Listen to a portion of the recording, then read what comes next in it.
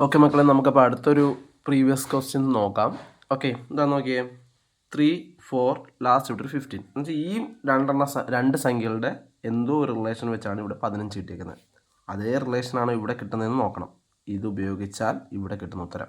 Okay, അങ്ങനെയാണെങ്കിൽ നോക്കിയേ, 3 എന്ന് പറയുന്ന സംഖ്യ 3യും 3ഉം 4ഉം കൂടെ കൂട്ടിയ 7ആണ്. 7ൻ്റെ ഇരട്ടി 14ആണ്. ഓക്കെ, അപ്പോൾ അത് ശരിയാവുന്നില്ല. അല്ലെങ്കിൽ 14ലൂടെ 1 കൂട്ടിയപ്പോൾ 15 കിട്ടി. അതേ ബന്ധമാണോ നോക്കണം.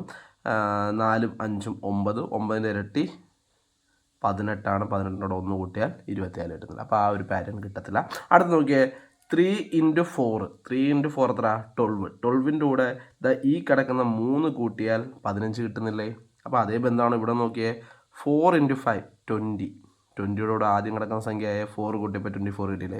അപ്പോൾ ഒരേ റിലേഷൻ അല്ലേ കിട്ടിയേ, ഒരേ പാറ്റേൺ അല്ലേ കിട്ടുന്നത്. അങ്ങനെയാണ് നോക്കിയേ. 5 × 6 30. 30 + 5 എത്ര? 35. എങ്ങനെയാണ് നോക്കിയേ, 3 × 4 പ്ലസ് ഫസ്റ്റ് കിടക്കുന്ന 3 15 കിട്ടുന്നില്ലേ? അതേ ബന്ധം നോക്കിയേ. 4 × 5 4 × 5 പ്ലസ് ആദ്യം കിടക്കുന്ന സംഖ്യ 24 കിട്ടിയില്ലേ?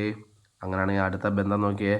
5 × 6 പ്ലസ് ആദ്യം കിടക്കുന്ന സംഖ്യയായ 5 തന്നെ കൂട്ടുമ്പോൾ എത്ര കിട്ടുന്നു? 30ഉം 5ഉം 35. ഓക്കെ.